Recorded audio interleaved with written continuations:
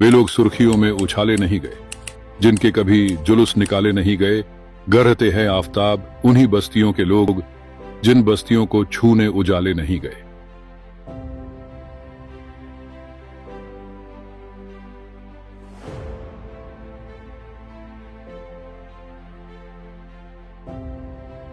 UPI ID के president Shrimati Shipra Shukla ji,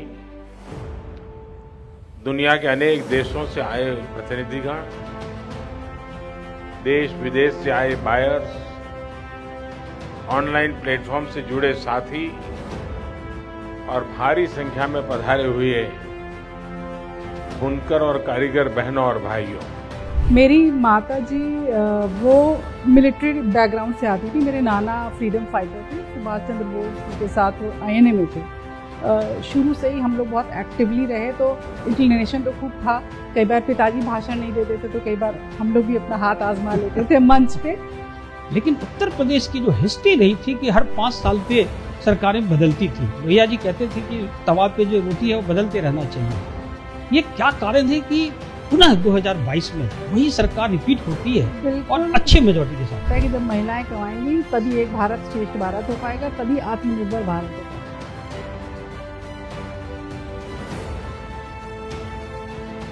Uttar Pradesh में 2.5 लाख परिवारों की महिलाओं की ऐसी हमारे घर की बेटी, हमारे घर का अभिमान, हमारा मान शिप्रा शुक्ला जी, आपको आज के इस कार्यक्रम के सफल आयोजन की मैं अपने उद्बोधन की शुरुआत में ही अभिनंदन देती हूँ।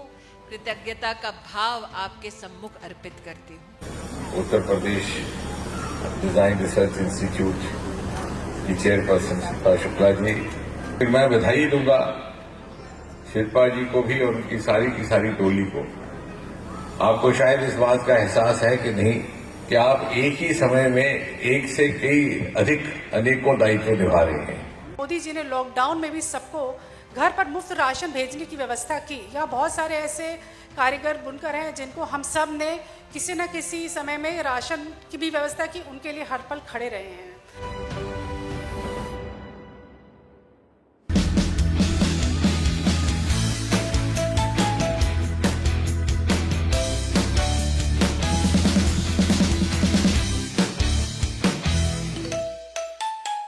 नमस्कार दोस्तों, आज का यह पॉडकास्ट मेरे लिए बहुत ही विशेष है। और वो केवल इसलिए विशेष नहीं है क्योंकि हमारे जो आज गेस्ट हैं यहाँ पे वो बहुत विशेष हैं, बल्कि जो उनकी पर्सनालिटी है, मल्टी फैसेटेड पर्सनालिटी, और जो मल्टी टैलेंटेड बहुआयामी व्यक्तित्व है। और जब उसके बारे में आप सुनेंगे तो आप खुद ही महसूस करेंगे कि इतने सारी चीज़ों को एक साथ समेटे हुए, और वो भी इस एज में, तो वो जो हमारे यंग दर्शक आज देख रहे होंगे उसके लिए इंस्पिरेशन का काम करेगा। जब मैं इनका नाम लेता हूं तो मैं 2004 के कुंभ में पहुंच जाता हूं उज्जैन में। जब मैं वहां का डीआईजी था, और तो शिप्रा नदी के तट पे लाखों लाख 10 लाख से ज़्यादा लोग पहुंचे थे। और जैसा कि पुराण में लिखा गया है कि जब अमृत मंथन हुआ तो उसकी एक बूंद, अमृत का एक बूंद वहाँ शिप्रा नदी में गिरा था, और इसी वजह से वो इतना पावन है। और बड़ी शीतलता, वही पावन, वही स्पिरिचुअलिज्म जब आज हम बात करेंगे तो शिप्रा जी में भी है। तो शिप्रा जी, आपका स्वागत है इस कार्यक्रम में। नमस्कार। आपने शिप्रा नदी का नाम लिया तो मेरे पिताजी उज्जैन गए थे। पहले मेरा नाम श्रृंगारिका होता था, बट क्षिप्रा नदी का नाम भी क्षिप्रा इसलिए था क्योंकि उसकी गति क्षिप्र थी। तो मैं बहुत तेज चलती थी, बहुत जल्दी चलने लगी, तो मेरे पिताजी ने नदी के नाम पर ही क्षिप्रा नदी रखा। वाह, तो ये मुझे पता नहीं था कि मैं एक ये कनेक्शन हो गया क्योंकि मैं वहाँ डीआईजी रहा हूँ क्षिप्रा नदी के किनारे उज्जैन में ही, और मैंने कुंभ भी कराया था। अरे वाह। तो शिप्रा जी, मैं अपने मुंह से कुछ कहूँ तो मैं चाहूँगा कि दर्शकों को आप अपनी पारिवारिक और शैक्षणिक पृष्ठभूमि के बारे में थोड़ा सा बताइए, ताकि वो समझ सकें कि जो मैंने चर्चा शुरुआत करी थी वो क्यों किया था। मेरे पिताजी राम कुमार शुक्ला लखनऊ से 3 बार विधायक रहे, कोऑपरेटिव्स में चेयरमैन रहे 1989 से 3 बार, लेकिन वो भी पहले राजनीति में नहीं थे, पहले वो LIC में डेवलपमेंट ऑफिसर थे। मेरी माता जी वो मिलिट्री बैकग्राउंड से आती थी। मेरे नाना फ्रीडम फाइटर थे, सुभाष चंद्र बोस के साथ वो INA में थे, तो वैसे ही क्रांतिकारी थी। और मेरे फादर ब्राह्मण और मेरी मदर लैंसडाउन की हैं, तो उस समय उन्होंने लव मैरिज की थी। तो हम लोग पापा से कहते हैं आप 40 साल पहले आपने काफ़ी क्रांतिकारी काम किया था पर तो वहाँ से शुरुआत हुई। और मेरे पिताजी ने भी LIC से रिज़ाइन किया और वो तब भाजपा से चुनाव लड़े जब पूरे उत्तर प्रदेश में 16 MLA भाजपा के होते थे। कल्याण सिंह जी के संपर्क में आया, उनका सानिध्य रहा और कल्याण सिंह जी की फैमिली से भी और उनसे भी हमारी बहुत प्रॉक्सिमिटी भी रही। 3 बार विधायक रहे। तो दूसरे वाले में तो ये मंदिर का जब वो हुआ, मस्जिद डिमोलिशन हुआ अयोध्या में, उसके बाद का चुनाव था। तो हम लोग ABVP में थे, अखिल भारतीय विद्यार्थी परिषद, जैसे कहते हैं ना ऑटो मोड पे। तो जो भाजपा का है उनके बच्चे ABVP में रहेंगे ही रहेंगे। तो बाय डिफ़ॉल्ट हम लोग अखिल भारतीय विद्यार्थी परिषद में थे और हम लोग लगातार काम करते रहे। हाँ, बीच में बहुत बड़ा पॉज हुआ।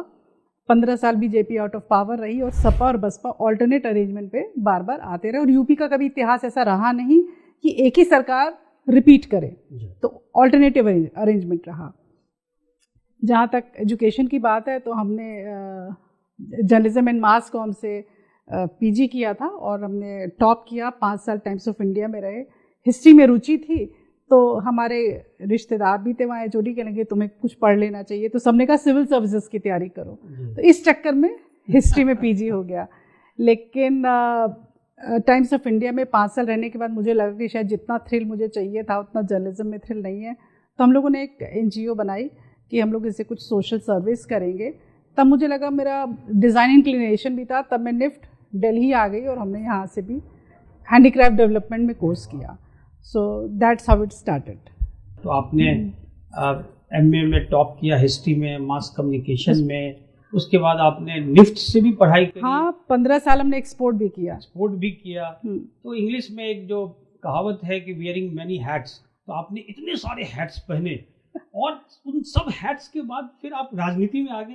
तो ये राजनीति, यद्यपि कई, एक जॉन बकानन का भी कहना है कि I like the noise of democracy, जो डेमोक्रेसी की जो आवाज़ है वो सबको कहीं ना कहीं अपील करती है। तो उस मायने में तो राजनीति बहुत महत्वपूर्ण है। लेकिन आपका पदार्पण कैसे हुआ? Politics has been very close to my heart for the simple reason कि हम 9वीं में थे जब मेरे पिताजी पहले इलेक्शन लड़े थे और हम लोग डोर टू डोर कैंपेन करते थे। तब ये सोशल मीडिया नहीं था, ट्विटर, इंस्टा, फेसबुक नहीं था और पोस्टर और बैनर ही एक माध्यम होता था अपनी आवाज़ पब्लिक तक पहुंचाने के लिए। तो हम लोग जनसंपर्क अभियान करते थे और शुरू से ही हम लोग बहुत एक्टिवली रहे। तो इंक्लिनेशन तो खूब था। कई बार पिताजी भाषण नहीं देते थे तो कई बार हम लोग भी अपना हाथ आजमा लेते थे मंच पे।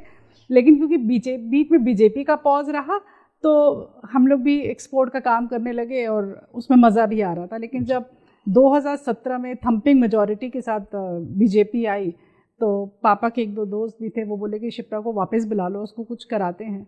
तो मेरे पिताजी ने भी मुझसे बोला कि तुम वापस आ जाओ। तो आई सेड कि नहीं, I am exporting and I am earning good money, I will not come. But he said कि हमने बहुत मेहनत करी है और बहुत स्क्रैच से करी है, तो उसको ज़ाया मत होने दो, तुम वापस आओ। तो that's how I came back and this happened. और हम UPIDR के चेयरमैन बने। उस समय संस्थान 4 कमरों में चलता था, 3-4 एम्प्लॉयज़ थे, वो भी एडिशनल चार्ज पे थे। So from there we have taken UPID to a 11 acre campus now, working in almost 35 districts with a close association with the artisans and weavers now.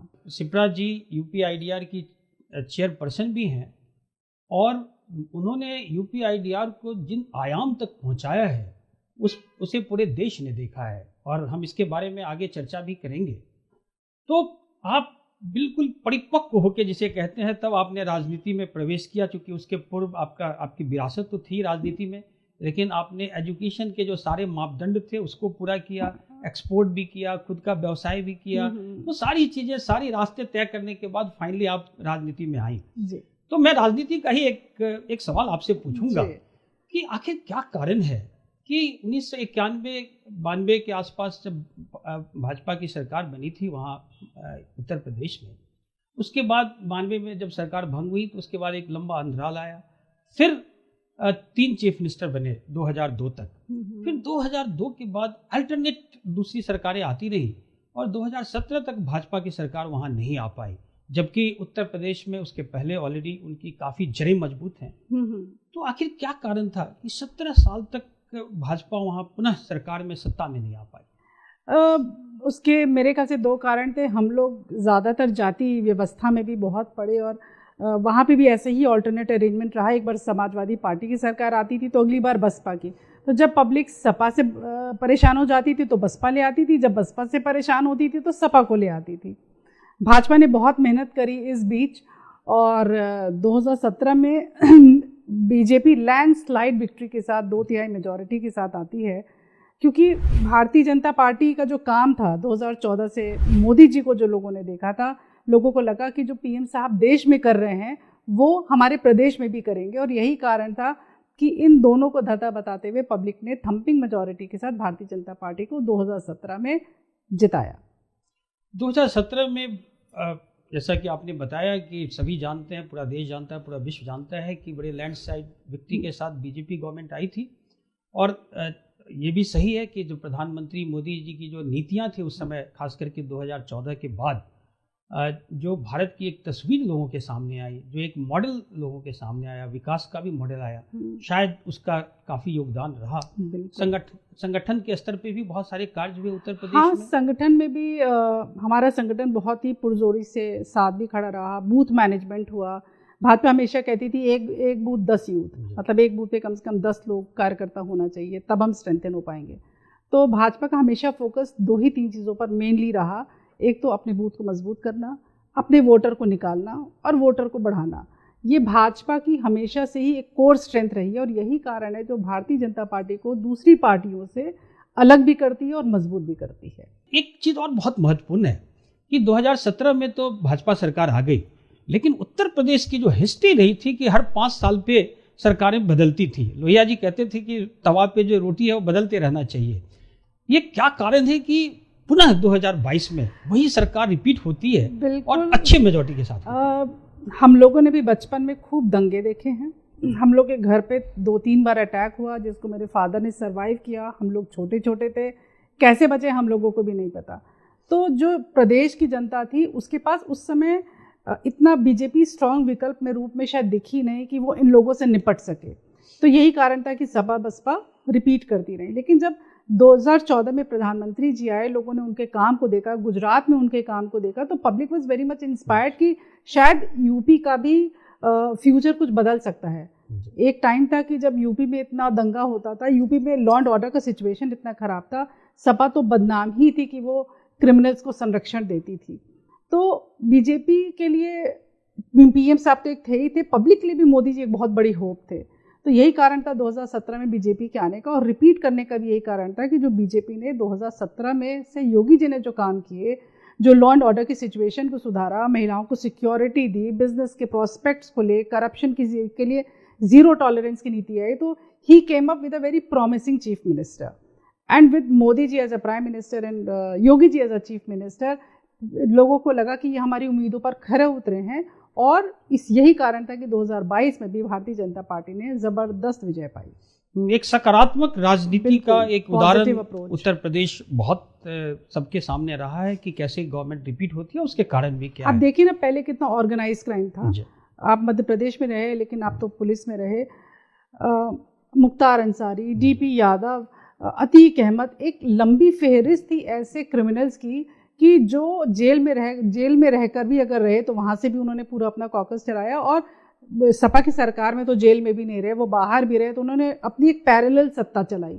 लेकिन जब योगी जी आए और मोदी जी यहाँ पीएम थे, तब आप देखेंगे मुख्तार अंसारी भी खत्म है, अतीक अहमद भी खत्म है, डीपी यादव का वर्चस्व भी खत्म है। तो जो भी ये जो गुंडा राज था, जो ऑर्गेनाइज क्राइम था, वो पूरी तरीके से खत्म हो गया। अब इतनी पॉपुलेशन में थोड़ा बहुत तो क्राइम होगा ही होगा, होता ही है, इनएविटेबल।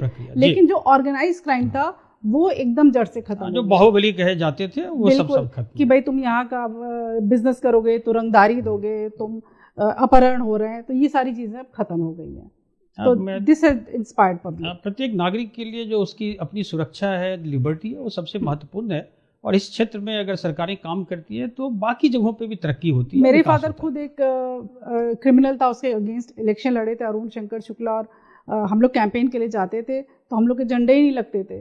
तो वहाँ पे वो जाता था और वो कहता था कि हम वोट आपका दे देंगे, आप मत आइएगा। तो पब्लिक इतना थ्रेटेंड थी। बट लेकिन हमारे 16 बूथ लुट गए, तब तो आपको ध्यान होगा कितना बूथ लूटते लूटने थे, लोग की लूट लेते थे।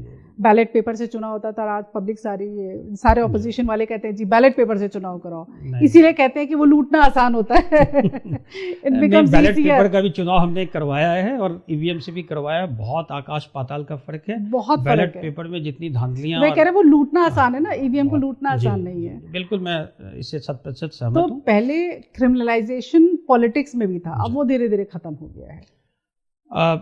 शिप्रा जी, आप इतने सारी हैट्स तो पहनती हैं, लेकिन जो सबसे मूल चीज़ है कि वो आप एक महिला भी हैं और आप एक सशक्त महिला हैं और सशक्तिकरण के लिए काम भी कर रही हैं। बिल्कुल। तो आप ये बताइए कि सरकार ने भी बहुत सारे ऐसे स्कीम्स बनाए हैं जो महिला सशक्तिकरण के लिए हैं। खास करके प्रधानमंत्री मोदी जी ने बहुत सारे महिला के ऊपर, और जो उज्ज्वला योजना, बेटी बचाओ बेटी पढ़ाओ, इस प्रकार की बहुत सारी स्कीम्स आई हैं। तो क्या आप दर्शकों को ये बताएंगी कि महिलाओं के लिए विशेष करके जो सरकार क्या कर रही है, कौन सी स्कीम्स है? अब आप देखिए ना, पीएम साहब को लगा कि औरत की आंख में धुआं लगता है, तो उन्होंने उज्ज्वला योजना दे दी। लेडीज़ के साथ सबसे बड़ी प्रॉब्लम थी उनकी आइडेंटिटी। जब पीएम साहब जनधन योजना लेकर आए थे तो लोग कहते थे अरे ऐसा क्या कमाल हो जाएगा, क्या करोड़ों रुपए खाते में आ जाएंगे, पर ऐसा नहीं हुआ। उनका खाता उनके नाम पे होने लगा। आज जो सब्सिडी जा रही है, जो चाहे उज्ज्वला योजना की सब्सिडी हो या किसी ओडीओपी वीएसएसवाई की सब्सिडी हो, वो सब उनके खाते में जाती है। That is their own money. वरना वो बेचारी कभी आटे के कनस्तर में पैसा रखती थी, किसी का हस्बैंड पीता पाता था तो मारता पीटता था और पैसा छीन लेता था। फीमेल के साथ सबसे बड़ी प्रॉब्लम होती है आइडेंटिफिकेशन की। जब हम शादी करते हैं तो सबसे पहले तो हमारा सरनेम ही चेंज हो जाता है। तो कई बार हम लोग को भी लगता है हम क्यों अपना सरनेम चेंज करें। If I am Shukla, I'll remain as Shukla. Why shall I become Sharma if I am married some Sharma? If my husband is Sharma. पता चला आप पूरा कागज़ चेंज करेंगे, बहुत सारी चेंज करेंगे।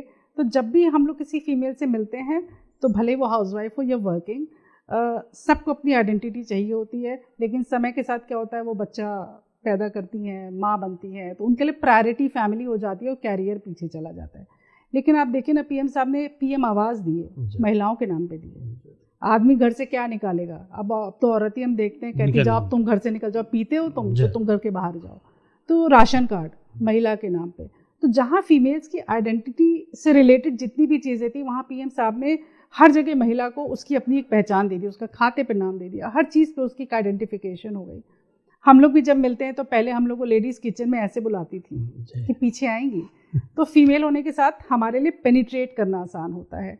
मान लीजिए मेल मेंबर्स जाते हैं तो घर में मेल नहीं है तो लेडीज़ दरवाज़ा नहीं खोलेंगे, तो बट हमने इसका एडेड एडवांटेज लिया कि हम लोग जा रहे हैं, घर में मेल मेंबर नहीं है तो हम किचन तक हम जा सकते हैं। यही हम अपने फादर के चुनाव में करते थे। तो वो किचन में हमको पीछे से बुलाती थी कि हमारे लिए दीदी बताइए ना हम क्या करें, हम कैसे कमाएं। तो हम लोग जाते थे तो देखते थे कि वो मान लीजिए कोई मिट्टी का काम करता है तो वो पीछे से काम करती थी, वो कभी फोरफ्रंट पे आके उन्होंने काम नहीं किया। आरी जरदोजी का काम हो रहा है तो हस्बैंड्स बाहर कर रहे हैं, वो पीछे अंदर काम करती हैं।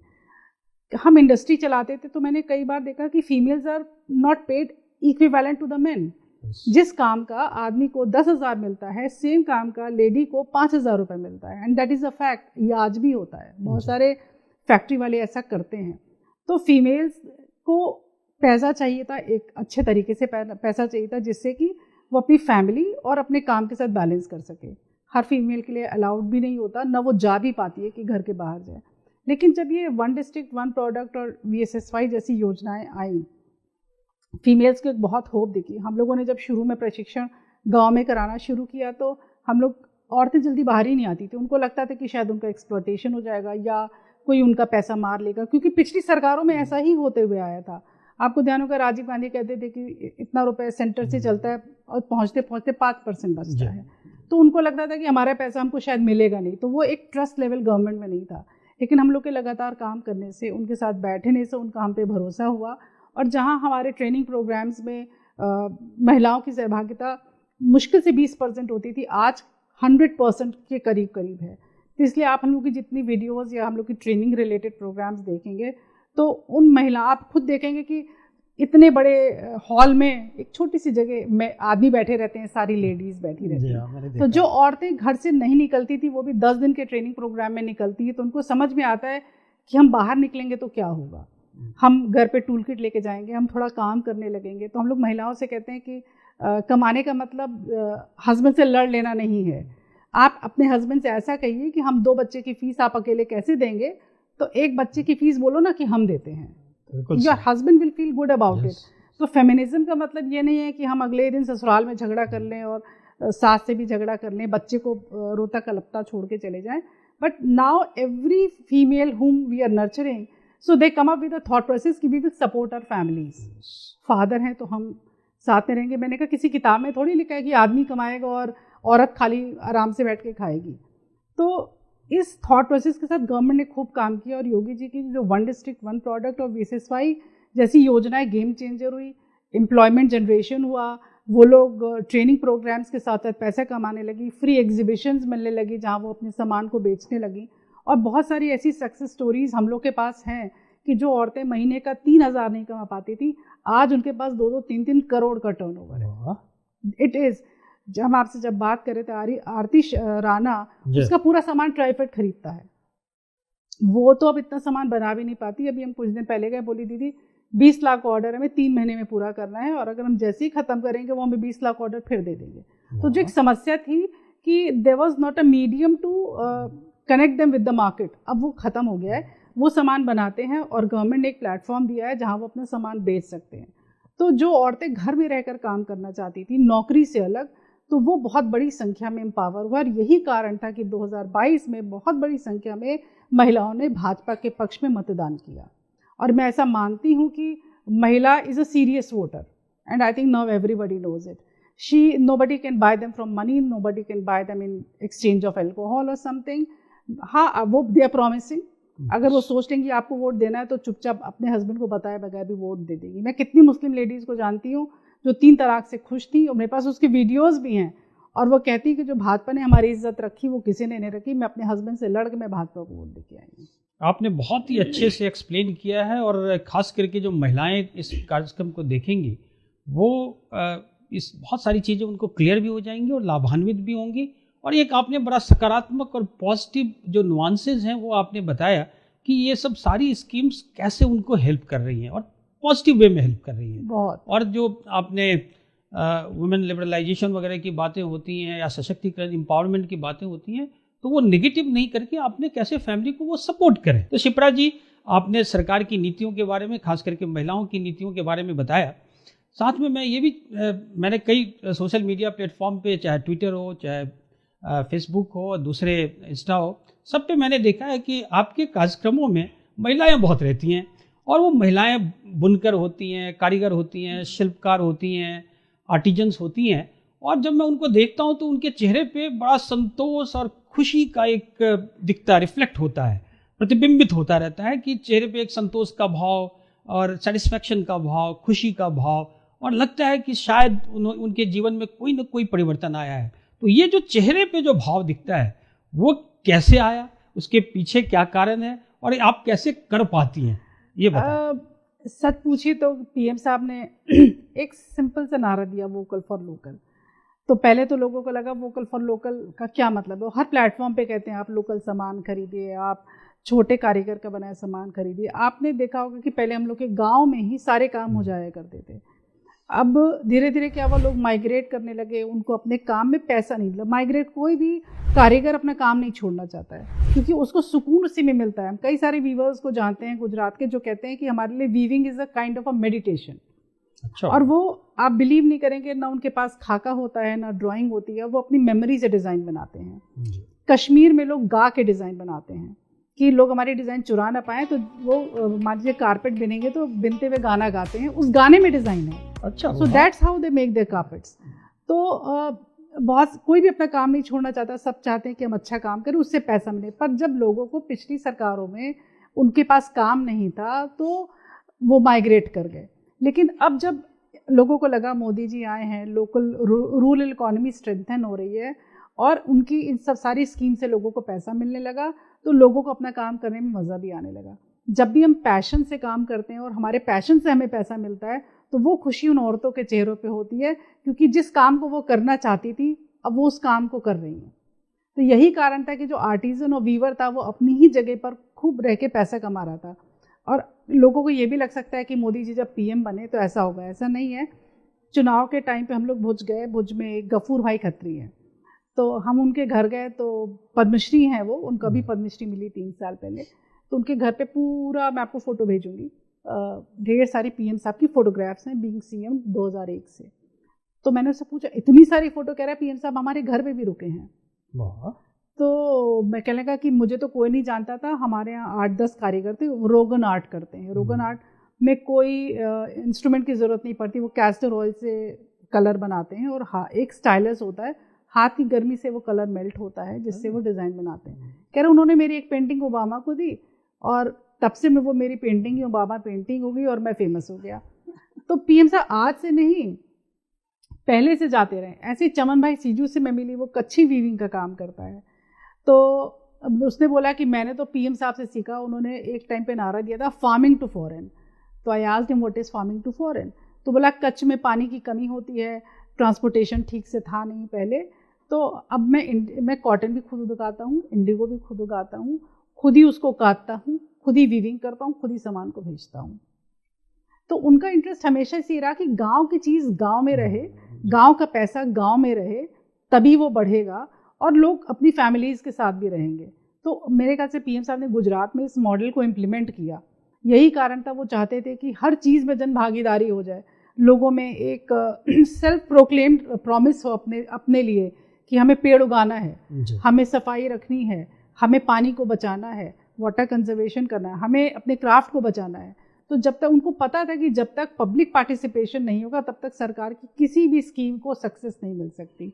और मेरे ख्याल से मोदी जी के हर मॉडल में जो पब्लिक पार्टिसिपेशन रही है वही उनकी सक्सेस के कारण बनी है।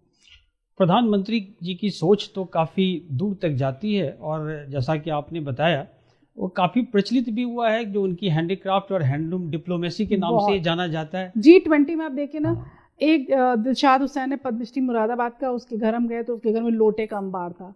तो मैंने कहा यार तुम लोटे पे लोटा ही बनाते जा रहे हो। तो बोला मैडम ये पीएम साहब ने G20 में जर्मन चांसलर को दिया था, जब से जर्मन चांसलर को दिया है जो आता है तो मुझसे कहता मुझे यही लोटा चाहिए। तो this is how the business has elevated. Kunj Bihari है बनारस का, वो कहता है कि वो 7-8 हज़ार रुपये कमाता था, अब वो 3-3 4-4 करोड़ का उसके पास परमानेंट ऑर्डर रहता है। एक आर्टिजन है, वो नेशनल अवार्डी है, वो कहता है जयपुर गए थे तो हम केला छिलके के समेत खा गए थे कि because I do not have money to eat, पैसा नहीं था इतना कि हम खरीद पाते। अब वो अच्छा उसके पास ऑर्डर मिलता है, उसको काम मिलता है। तो कितनी सारी सक्सेस स्टोरीज जब गांव में होती हैं तो लोग उस काम को करने के लिए इंस्पायर भी होते हैं और ज़्यादा लोग भी जुड़ते हैं। यही पीएम साहब की स्कीम्स और योगी जी की स्कीम्स के साथ हुआ। प्रधानमंत्री जी के इन सब कार्यक्रमों का एक परिणाम तो जरूर आया है कि महिलाएं सशक्त तो हुई हैं, महिला सशक्तिकरण की दिशा में बहुत सारे प्रयास भी हुए हैं, लेकिन वो कौन से ऐसे फैक्टर्स हैं जो आप हमें कहना चाहेंगी कि जो एक परिवर्तन आया है, जो सोच में परिवर्तन आया है, उनके जीविका में परिवर्तन आया है, और ओवरऑल अगर पूरे लैंडस्केप को आप देखें तो आर्थिक निर्भरता भी उनकी जो अपने काउंटर पार्ट्स मेल के ऊपर था वो भी धीरे धीरे कम होता जा रहा है, शिक्षा में तो हो ही रहा है। वो कौन से फैक्टर्स हैं? सबसे पहला होता है फीमेल के लिए सिक्योरिटी, उसकी सुरक्षा। कि मेरी बहन घर के बाहर जाएगी, मेरी माँ घर के बाहर जाएगी, या मेरी वाइफ घर के बाहर जाएगी तो इज शी सेफ? वो रात को 12 बजे आती है तो क्या वो सेफ है? तो सबसे बड़ा इम्पॉर्टेंट फैक्टर था कि किसी भी महिला को सुरक्षा प्रदान कराना। दूसरा था टू गिव हर रिस्पेक्ट, कि लोगों के मन में एक ऐसी रिस्पेक्ट हो कि कोई भी महिला है तो वो हमारे लिए कमोडिटी नहीं है, she is an individual who ओज रिस्पेक्ट। तो लोगों को ना करें, बिल्कुल नहीं, तो उनको वो सम्मान मिला। यही कारण था कि पीएम साहब ने वुमेन पार्टिसिपेशन बढ़ाने के लिए भी वुमेन रिजर्वेशन बढ़ाया, और पॉलिटिक्स में भी वुमेन रिजर्वेशन लेकर आ रहे हैं, सिर्फ इसलिए कि हर एक फील्ड में जब लेडी होगी तो उसके पास अपने आप एक ऐसा एनवायरनमेंट होगा जहाँ उसकी सेफ्टी इंश्योर्ड होगी, उसकी सिक्योरिटी इंश्योर्ड होगी। एक ये कारण था। दूसरा, स्कीम्स में जो महिला पार्टिसिपेशन बढ़ा, महिलाओं की स्ट्रेंथनिंग जो शुरू हुई, जिसके कारण वुमेन इंडिपेंडेंट होती गई, और हस्बैंड भी, जो गांव में लोग सोचते थे अरे फीमेल रहेगी कमाएगी तो उसका दिमाग खराब हो जाएगा, गांव के लोग की यही मेंटालिटी थी ज़्यादातर कि ज़्यादा कमाएगी तो सर पे चढ़ जाएगी। तो लेकिन वो भी थॉट प्रोसेस धीरे धीरे नलीफाई हुआ। आदमी को लगा नहीं, अगर वो कमा रही है तो वो घर में खर्च करिए। आदमी तो तभी बाहर जाके सिगरेट पी लेगा, दारू पी लेगा, पान मसाला खाएगा, but lady doesn't do this. वो थोड़ा भी पैसा कमाती है तो वो अपने घर में जाके खर्च करती है। तो आदमी को भी ये लगा कि अब ये मेरे लिए बराबर की पार्टनरशिप है और मैं अकेले क्यों खटूँ। तो हम लोग भी हमेशा कहते हैं कि आप सोचो ना, आपका हस्बैंड बाहर काम करता है, कितना आपको सास ताने देती तो आप एक ताने में परेशान हो जाते हो, उसके कितने बॉस होंगे, वो बाहर झगड़ा झंझट करके आता है, फिर औरतें घर में झगड़ने लगती हैं, तो एक आदमी कितना फुलफिल कर सकता है। But with the pass of time ladies also thought कि they can be a helping hand to the husbands also. तो मैंने कहा वही तुम्हारे लिए लिपस्टिक क्यों खरीदे, तुम अपने पैसे से खरीद लो। कई बार तुम मायके में सामान देना चाहती हो, तुम हस्बैंड के पीछे क्यों पड़ो, तुम अपना कमाओ, किसी को देना है तो दो। तो जो आपसी तालमेल था वो विमेन सिक्योरिटी के साथ आया। हस्बैंड भी इंश्योर था कि कोई बात होगा तो गवर्नमेंट ऐसी है कि जो किसी भी क्रिमिनल के खिलाफ पूरा एक्शन लेगी। तो ये सिक्योरिटी ने बहुत बड़ा काम किया। यही कारण था कि इंडस्ट्रीज आई, इंडिपेंडेंस हुई, स्कीम्स जितनी भी थी वो जन कल्याणकारी स्कीम्स थी, जिसमें पीएम साहब ने जैसे कहा कि रोजगार देने वाले बनो, लेने वाले नहीं। तो बहुत सारे लोगों के दिमाग में हाँ नौकरी ही क्यों करनी, हम अपना काम करेंगे, उसमें इंडिपेंडेंस भी रहेगी और हम पैसा भी कमाएंगे। यही कारण था फीमेल्स की सशक्तिकरण का भी उत्तर प्रदेश में और पूरे देश में ही मेरे ख्याल से। अब मैं एक और इशू आपके सामने रेज करना चाहता हूँ दर्शकों के लिए कि पुराने ज़माने में और पुरातन हिंदुस्तान में भी हड़प्पन सिविलाइजेशन से ही शुरुआत शायद होगी जब बार्टर सिस्टम था। बार्टर सिस्टम में खास करके महिलाओं का रोल बड़ा इंपॉर्टेंट होता था। जब मैं भी छोटा बच्चा था और गांव में हम लोग जाते थे तो कई लोग जो सब्जियां लेकर के, फल लेकर के, मिठाइयाँ लेके घर में आते थे आंगन में, और महिलाएं धान वगैरह लेके जाती थी, धान दे देती थी, उसके बदले में वो ले लेती थी। तो वो एक सिस्टम था जिसमें कहीं ना कहीं महिलाओं की भी भूमिका बड़ी इंपॉर्टेंट थी, और जो इकोनॉमी थी वो गाँव तक सीमित थी। जब ये करेंसी सिस्टम आया अंग्रेज के आने के बाद तो सारी चीज़ें बदल गई। अभी भी ट्राइबल एरियाज में शायद कई जगहों पे मैंने देखा है कि वो मार्केट इकोनॉमी से अभी तक इतने जुड़ नहीं पाए हैं। तो क्या जो ये आर्टिजन्स हैं, जो क्राफ्ट्समैन हैं, जो उनको अभी आपके इसमें कोई है कि उनको जोड़ा जाए? बिल्कुल, बहुत सारे लोग ऐसे हैं कि यही क्राफ्ट्समैन जो बाहर चले गए थे, सिर्फ सरकार की स्कीम्स के कारण, उनकी नीतियों के कारण वो अपने गाँव में वापस आए। बहुत सारे लोगों को मैं जानती हूँ, कोई कहता है मैं बॉम्बे में ठेला लगाने लगा था पाव भाजी का, कोई कहता है मैं बाहर कुछ और काम करने लगा था, क्योंकि उसको अपनी आर्ट से उतना पैसा ही नहीं मिलता था। पर जब वो अपने गांव वापस आया, अपनी नेटिव प्लेस पे वापस आया, तो उसने लोगों को जोड़ना भी शुरू किया। ऐसे ही पीएम साहब का आदर्श ग्राम है पूरे गाँव, तीसरा आदर्श ग्राम है बनारस में। तो उसमें प्यारेलाल मौर्य है, वो जब वो पहले लुधियाना काम करता था, चला गया था लुधियाना, वहाँ पे उसने काम किया। फिर वो लेकिन जब ये हुआ तो वो वापस आया तो अब उसके पास एक प्रॉब्लम ये थी कि महिलाओं को कैसे कनेक्ट करे। तो उसने अपनी वाइफ को वीविंग का काम सिखाया। वाइफ ने वहाँ पे आसपास की 200 महिलाओं को जोड़ा। तो अब आप ऐसा समझिए ना कि वो आदमी जब वापस आया तो उसने क्या किया, उसने पूरे गांव की महिलाओं के लिए लगभग महीने के 10,000 प्रति माह की व्यवस्था कर दी। उतना उसे काम देने लगा, उसका सामान बिकने लगा। So this is what happens when somebody comes back to their own native places और वो अपना पुराना काम करते हैं। तो आसपास के कितने लोग स्ट्रेंथन होते हैं, कैसे रूरल इकोनॉमी स्ट्रेंथन होती है, ये उसका बहुत बड़ा एग्जाम्पल है। और ये तो मैं एक विलेज का बता रही हूँ, ये कमोबेश यूपी में मैं रहती हूँ, तो मैं डंके की चोट पे कह सकती हूँ कि कमोबेश सभी जिलों का भी यही हाल है। People have come back to their villages. और कोविड के बाद तो योगी जी ने स्किल मैपिंग करी कि कौन किस स्किल का है और उनकी स्किल के हिसाब से भी लोगों को काम दिया। तब तो लोगों को लगने लगा कि जब हम अपने घर में रह के काम कर सकते हैं, हम अपने परिवार में रह के काम कर सकते हैं और उतना पैसा कमाते हैं, मान लीजिए 2 रुपए कम भी कमाते हैं, तो हमें क्या ज़रूरत है बॉम्बे और दिल्ली जाके धक्के खाने की।